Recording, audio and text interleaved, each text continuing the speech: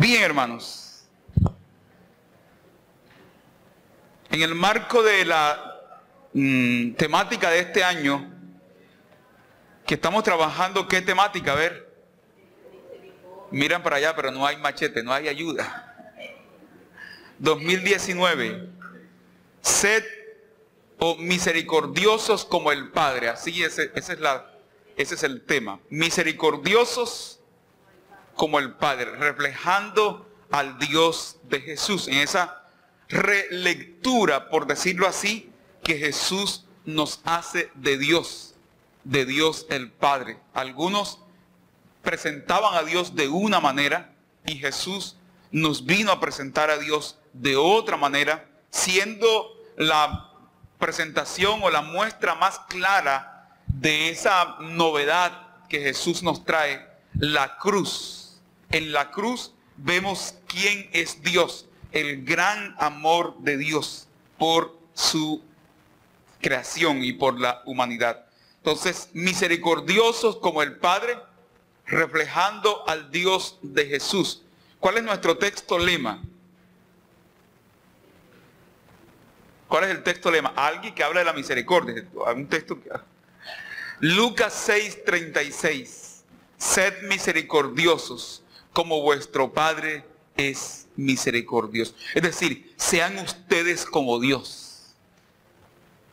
Parezcanse ustedes a Dios. Aún no hemos predicado ese texto de Lucas 6. Aún no estamos todavía como tomando fuerza para lo que será el año y organizando algunas cosas. Pero Lucas 6:36. Sean misericordiosos como Dios el Padre es misericordioso. Sean ustedes como Dios. ¿Cómo muestra uno a Dios?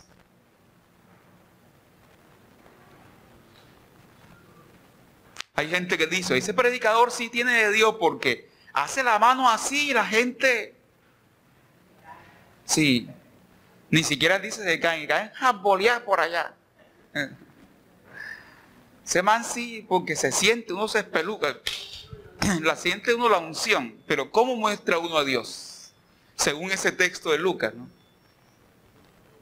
Sean como Dios. Construyan relaciones marcadas por la misericordia. Y ese texto de Lucas 6, les estoy adelantando, pero ese texto de Lucas 6 es, o nos traza un proyecto bastante interesante y contracultura. Pero no es el texto que vamos a ver hoy. Les invito por favor a ir a sus Biblias. El domingo pasado estuvimos en Génesis. Esta vez estaremos en el libro del Éxodo, que es el segundo libro de la Biblia. Éxodo capítulo 3. Vamos a leer del 1 al 3. Por ahora. Éxodo capítulo 2. Quítese los zapatos. Vamos a pensar esta palabra bajo ese rótulo, bajo ese título. Quítese. ¿Cuántos trajeron sus zapatos hoy? Quítese los zapatos.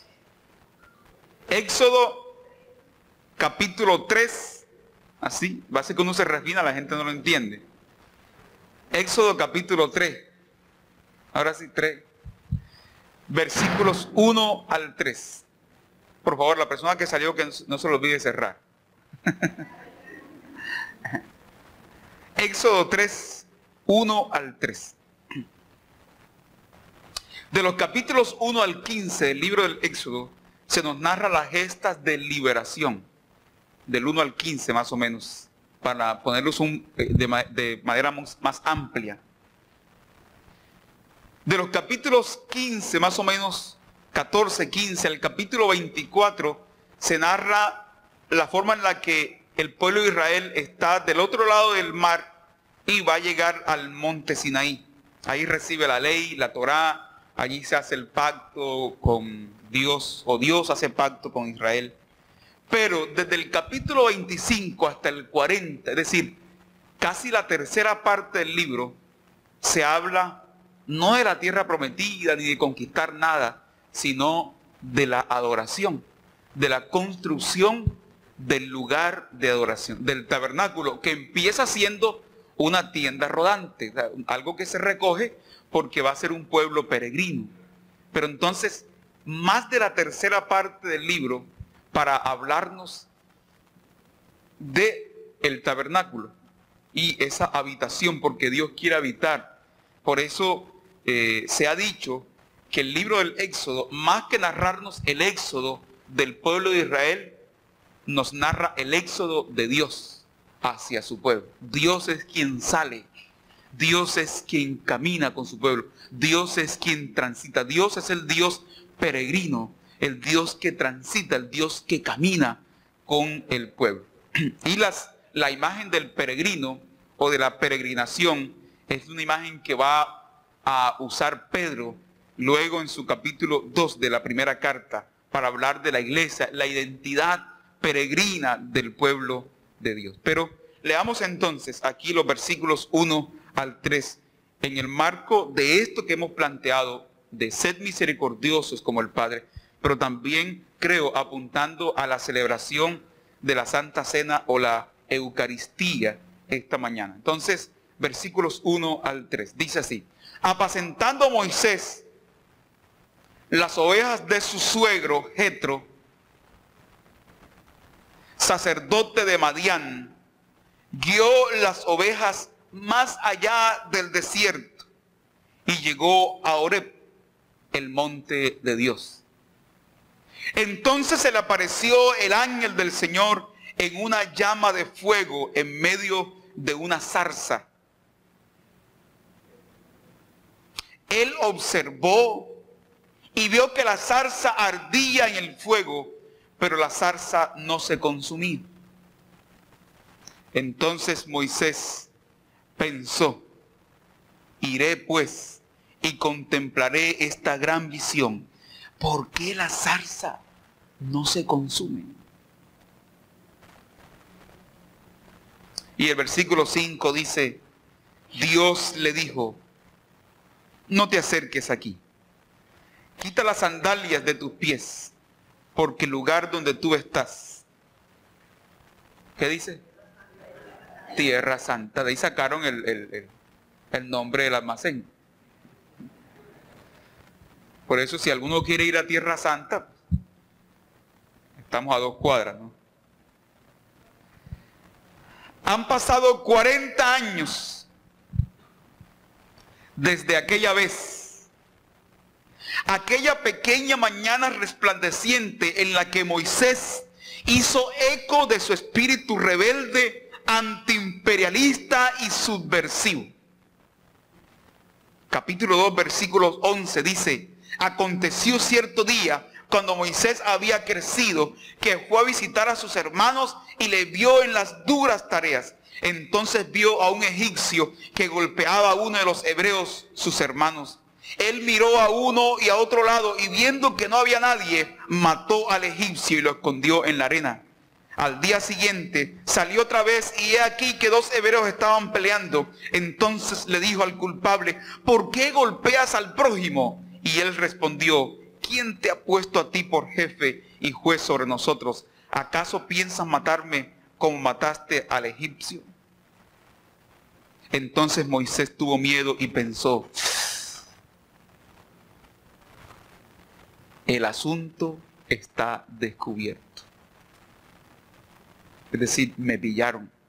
Han pasado, en este texto que leíamos del capítulo 3, 40 años después de ese suceso, en donde Moisés hace eco del espíritu rebelde que nos caracteriza a nosotros los jóvenes, antiimperialista y subversivo. Es un asunto incómodo, porque aquí Moisés trata de ayudar a uno de los suyos y de mediar en un conflicto. ¿Y qué le dicen? ¿Qué le gritan?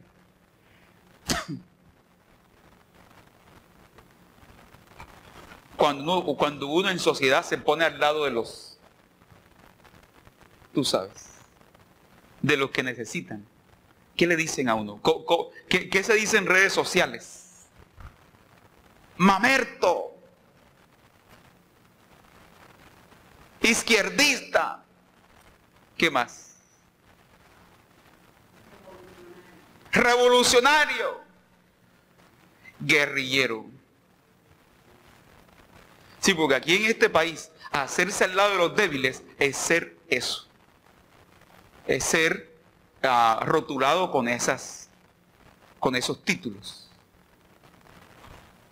Pensaba en eso cuando leía ese texto en la experiencia de Moisés.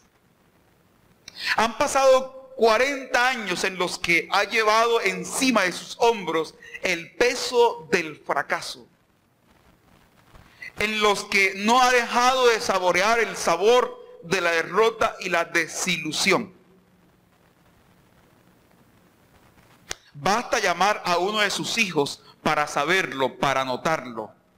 El pelado se llama Gersón, que significa forastero, extraño. Así lo dice el versículo 22. Ella dio a luz un hijo del capítulo 2 y le puso por nombre Gersón, porque dijo, soy forastero en tierra extraña. No se halla el man. No se ha acomodado. Las ovejas no son de él, son del suegro. Y a propósito, miren lo que dice el versículo 16. El sacerdote de Madián, del capítulo 2, tenía 7 hijas.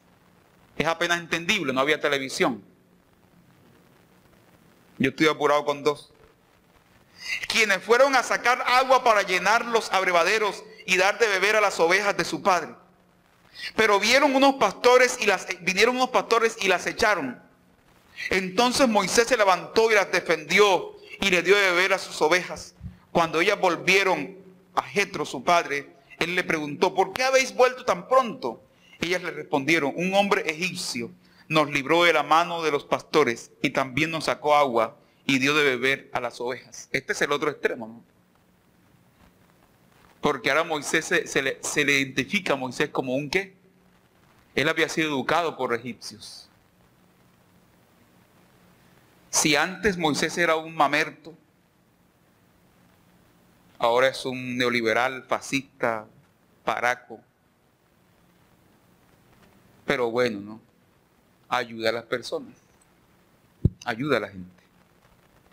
Es decir, como alguien que viene de parte del imperio. Basta nombrar a uno de sus hijos para saber que el dolor lo rompe o lo ha roto por dentro. Que se siente extraño en tierra extraña. Gersón es el nombre de la nostalgia. Ahora es pastor, Moisés, o mejor dicho, copastor. Porque las ovejas no son de él. Son de su suegro. Ya se han ido aquí los bríos de la juventud y la rebeldía que la acompaña. Uno empieza ya como a acomodarse, ¿cierto? Acomodarse ya.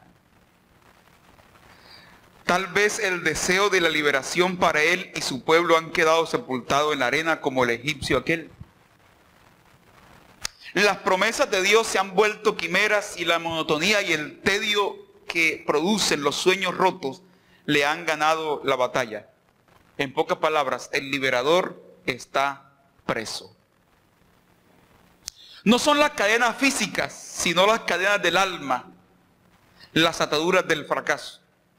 Por eso cuando Dios lo encuentra y le dice, voy a liberar a mi pueblo y te he elegido a ti, el que dice, la primera objeción de Moisés tiene que ver con su identidad, su valía. ¿Quién soy yo?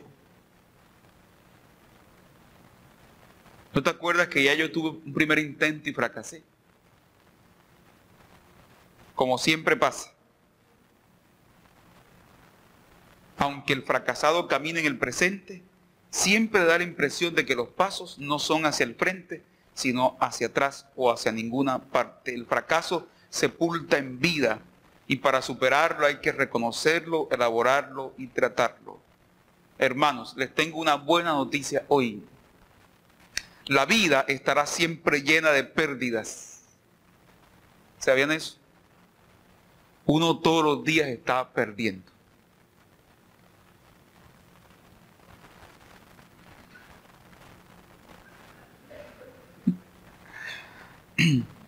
pierde años, pierde bríos.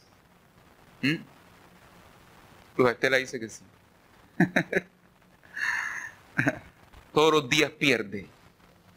El problema es que nosotros hemos sido educados siempre para la victoria, para ganar, para estar encima, para sacar el primer puesto, para el triunfo, educados para el éxito. Pero no hemos sido educados para la perturbación y para el fracaso. Como le digo yo a mis hijas a veces, no siempre serás la primera, no siempre ocuparás el primer lugar, no siempre ganarás. También hay que aprender a perder, porque en eso ya se gana mucho. Es decir, ¿qué es lo que ganamos nosotros cuando aprendemos a perder? Pero el punto de cambio en este relato, el punto de inflexión, se da cuando el pastor Moisés sale de su cotidianidad, como leíamos allí. Ese día Moisés dice, si guió a las ovejas más allá del desierto y llegó hasta el monte Oreb, el monte de Dios. Dios se revela en lo casual y en lo cotidiano. No hubo ese día anuncios o grandes premoniciones.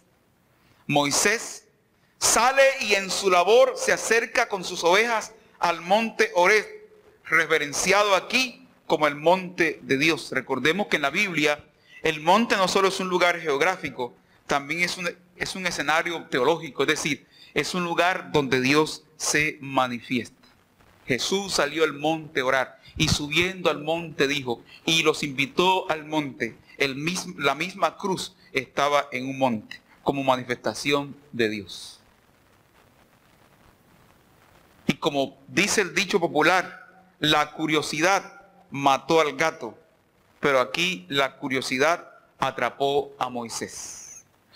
Él dice, una zarza que arde. Eso es un asunto normal en el desierto con las altas temperaturas. Pero lo anormal es una zarza que arde y no se consume. Es un fenómeno extraño. Algo que sale del marco, algo que sale del libreto. Dice un autor que leía, al principio Moisés se resiste a dar crédito a lo que ve en sus ojos. Pero cuando la voz de Dios lo llama en medio del fuego, empieza a comprender y es cautivado por Dios. Ver y comprender son presupuestos fundamentales para un encuentro auténtico y en profundidad con el Señor. Cierra comillas. Dios le da un mandato y se presenta. Vamos a leer los versículos que no leíamos. Versículo 4 dice, cuando el Señor vio que él se acercaba para mirar, lo llamó desde el medio de la zarza diciéndole, Moisés, Moisés. Y él respondió, aquí estoy, Señor. Dios le dijo, no te acerques, quita las sandalias de tus pies, porque el lugar donde tú estás, tierra santa es. Y dice el Señor, yo soy el Dios de tus padres, el Dios de Abraham, el Dios de Isaac y el Dios de Jacob. Entonces Moisés cubrió su cara porque tuvo miedo de mirar a Dios. Uno ve que en el relato del Éxodo, este miedo de Moisés tiene desarrollo. Porque en el relato de Éxodo capítulo 33, en esa gran intercesión de Moisés, Moisés ya es atrevido y le dice a Dios, yo quiero verte, déjame ver tu rostro. Si es cierto que vas conmigo, yo quiero verte. Y entonces entra en diálogo. Sí, no, pero no me puedes ver porque no se puede ver y vivir para contarlo. Y Moisés y Dios y arreglan una cita. Bueno, te espero esta tarde en el monte. Y ahí están las cámaras.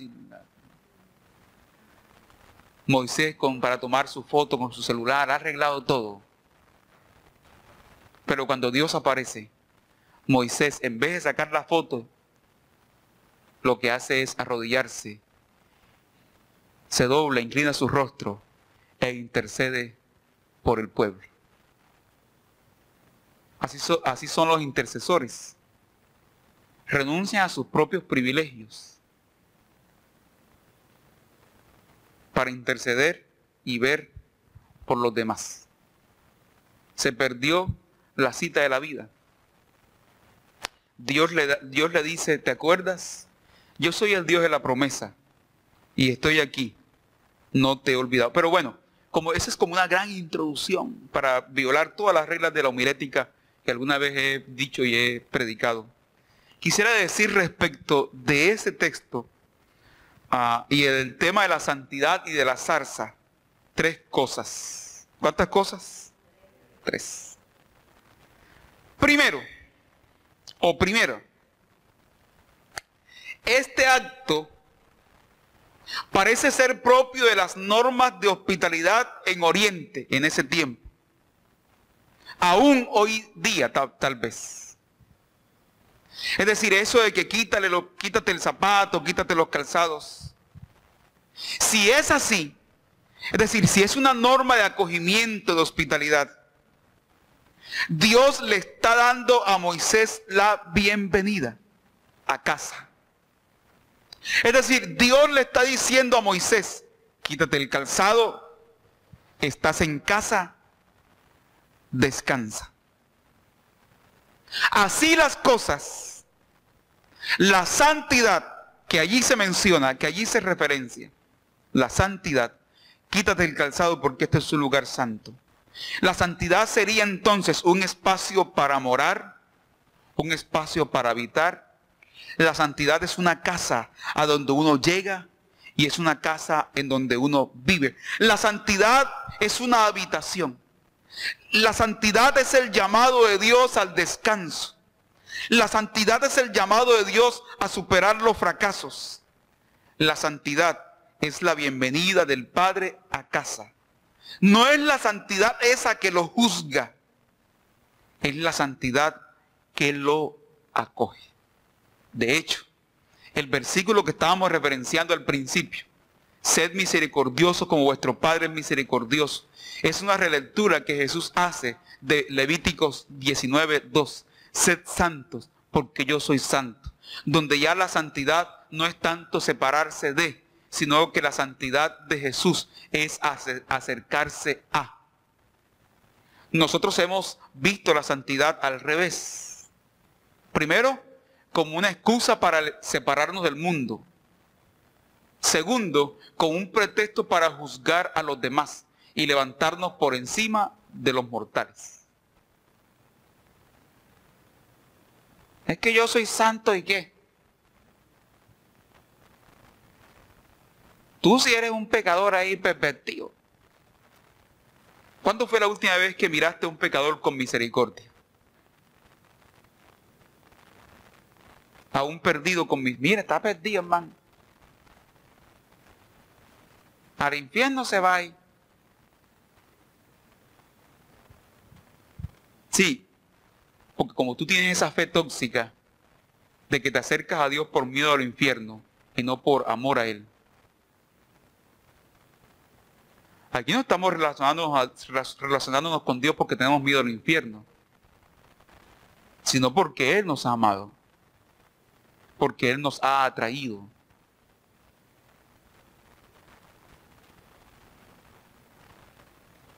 La santidad acoge, no juzga.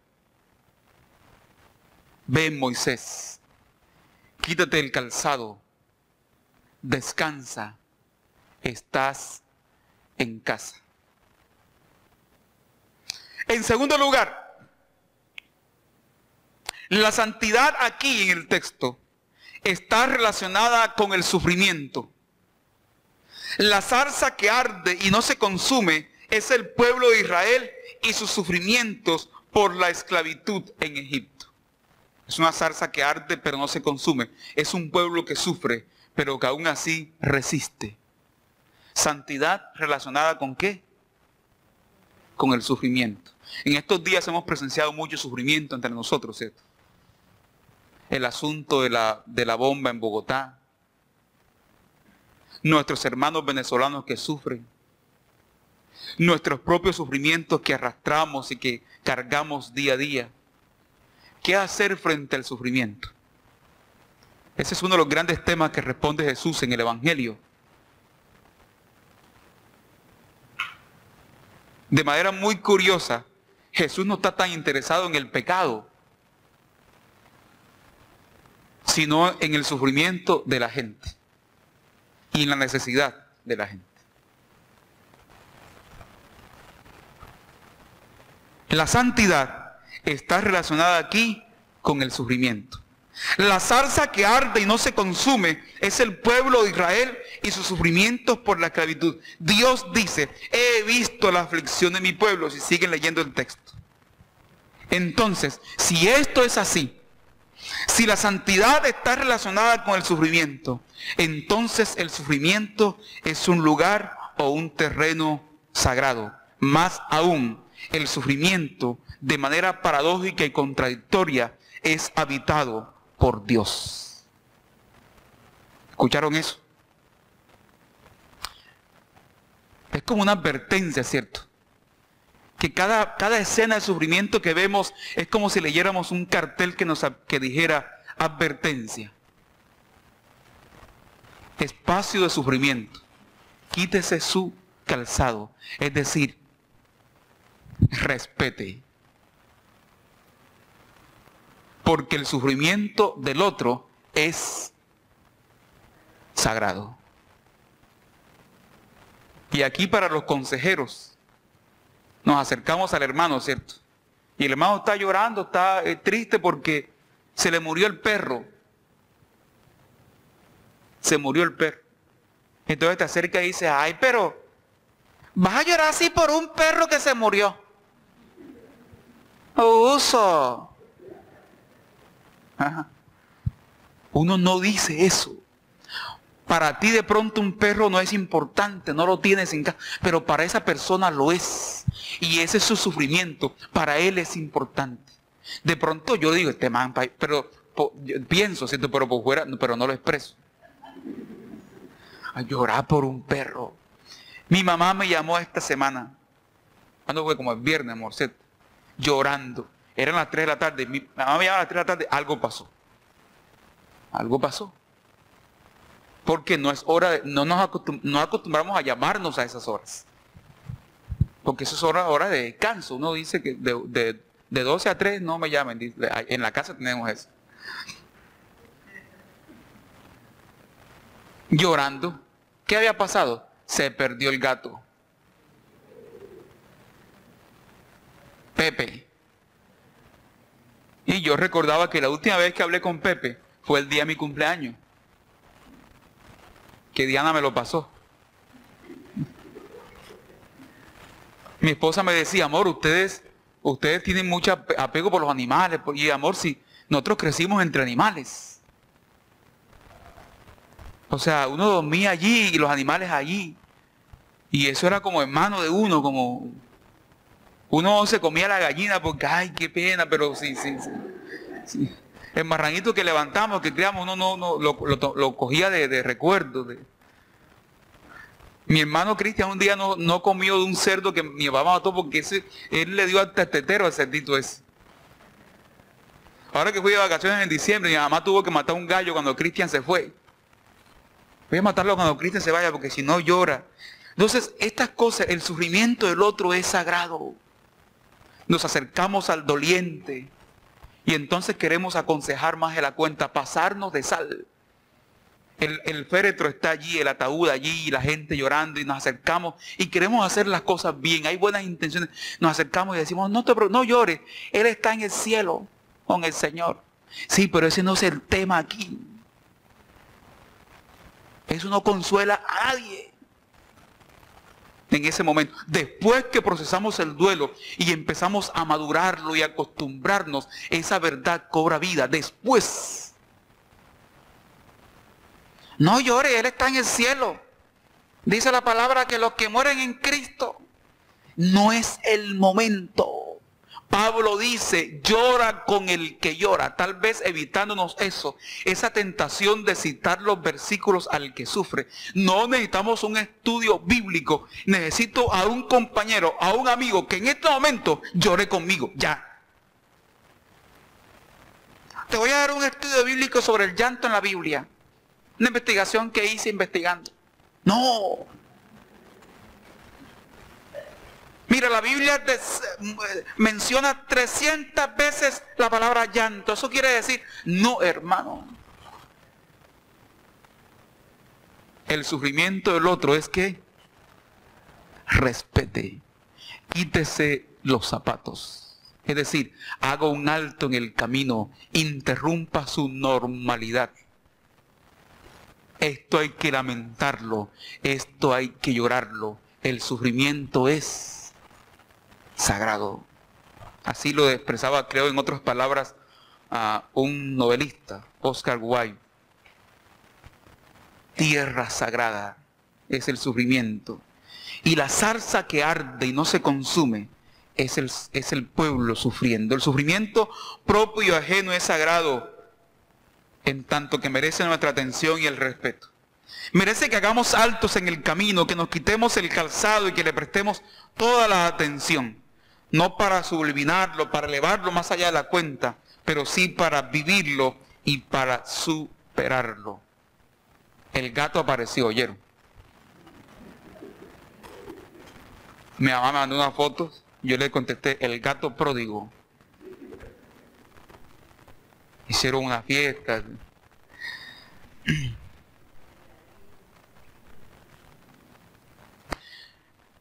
El sufrimiento es para tenerlo en cuenta. Así como el samaritano aquel que vio al herido y no pasó de largo, debemos considerar el dolor, hacer los pares necesarios y promover alternativas de liberación para aquel que sufre.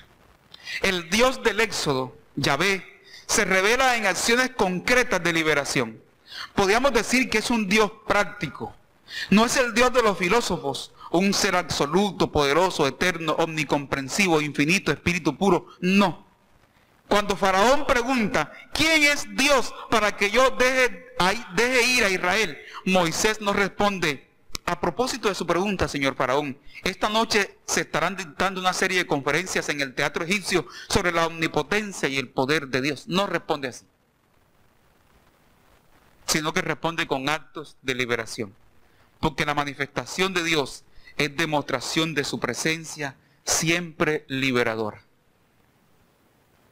La presencia de Dios es siempre ¿qué? Liberadora. Si algo nos enseña la fe es la libertad que Dios nos ha dado. Entonces, en segundo lugar, la santidad está relacionada ¿con qué? Con el sufrimiento. El sufrimiento es sagrado. Quítese los zapatos. Es tierra santa. Y en tercer lugar, la santidad en el texto está relacionada con la vocación y la reorientación de la vida. Antes de eso, en el Antiguo Testamento vemos que la santidad, para apuntarlo aquí en esta segunda parte, siempre está relacionada con la liberación. Isaías capítulo 6, cuando los serafines declaran que Dios es santo, y enseguida se dice, ¿quién irá? ¿A quién enviaré? Siempre está relacionada con la misión. En Éxodo, en Salmo 22, Dios mío, ¿por qué me has abandonado? ¿Por qué estás tan lejos de mí? Pero yo sigo confiando en ti. En ti confiaron nuestros padres. Confiaron y tú los libraste, pues tú eres santo. La santidad no es tanto una apreciación moral de Dios. No eres santo porque Él es bueno. La santidad es una apreciación misiológica, una apreciación social. Dios es santo porque Él libera. Y Dios es santo porque se hace con sus actos de liberación al lado de aquellos que necesitan ser liberados. Por eso Jesús es el santo. Por eso en la sinagoga, la primera liberación de Jesús en el Evangelio de Marcos se da en el marco de la sinagoga. Y el demonio dice, yo sé quién eres, tú eres el santo. Lo que el demonio está diciendo es, hasta aquí llegué. Porque este man viene con un proyecto de liberación. Su santidad está relacionada con los actos de liberación. ¿Es santo usted como Dios? Claro, hay un componente moral también. No estoy diciendo que no lo haya. Pero usted es santo porque usted, como Dios, libera. Es un liberador, como Simón Bolívar. Tercero, entonces, la santidad está relacionada en el texto con la vocación y la reorientación de la vida. Vemos que este encuentro permite que Moisés salga con una vocación. Y después de una discusión larga, casi de 2 capítulos, donde Dios dice, mira, te voy a enviar a ti, y él empieza objetando y dice, yo no. Porque ya yo lo intenté y no pude. ¿Les ha pasado a ustedes eso? En la vida. El hombre que cree que ya no se puede, porque ya lo intentó. La mujer, los pelados. Preséntate otra vez a la universidad. No, ya me he presentado 10 veces. No, tampoco, no. No puedo, ya yo lo intenté. La santidad no es un lugar entonces para el estancamiento, no patrocina el conformismo, sino que nos confronta con esos paras, con los propósitos de la vida. La santidad, esta santidad de Dios, restaura a los prisioneros para que liberen a otros prisioneros. Es decir, somos libres para liberar. La santidad sería entonces no una excusa para la acción, sino la condición necesaria para la acción. Repasemos entonces para concluir aquí y pasar a este acto de la Santa Cena. Primero, la santidad está relacionada ¿con qué? No, lo primero. ¿Ah? Primero, con el acogimiento, ¿cierto? Un espacio para habitar. Quítate el calzado, bienvenido a casa. Segundo, la santidad está relacionada ¿con qué? Con el sufrimiento. Porque el sufrimiento del otro es sagrado. Es sagrado. No hagamos de eso un juego. No hagamos de eso una parodia. Y tercero, el sufrimiento, la santidad está relacionada ¿con qué? Con la vocación, con los paras, con los propósitos de la vida. Tarea para esta semana. A ver, una tarea para esta semana. Esta semana, acérquese a una zarza que arde, pero no se consume. Es decir, acérquese a alguien que sufre. Y como decíamos, Dios habita el sufrimiento. Pablo va a decir a los Corintios, su segunda carta, Dios estaba en Cristo, en el sufriente, en el varón de dolores.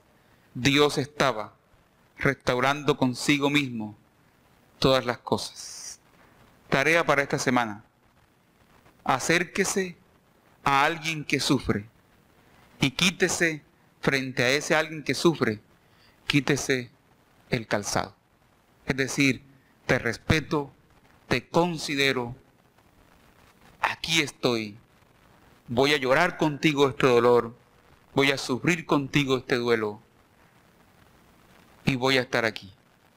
No para un estudio bíblico, sino para acompañar. Jesús lloró. Jesús lloró. Bien. Señor, te damos gracias por este tiempo.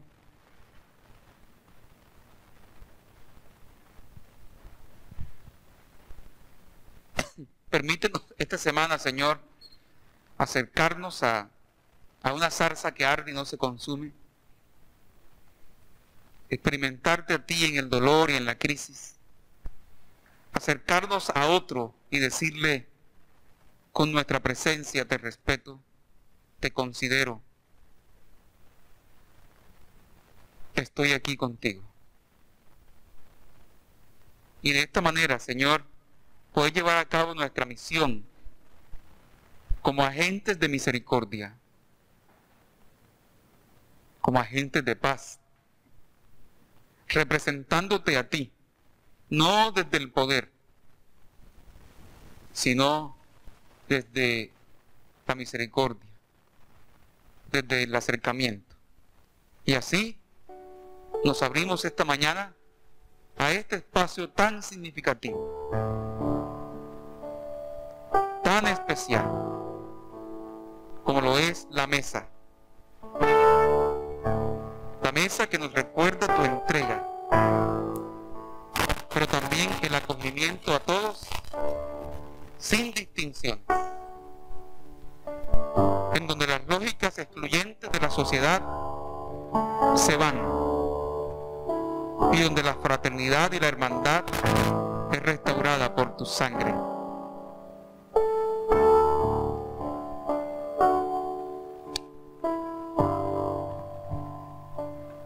Vamos a prepararnos para este tiempo.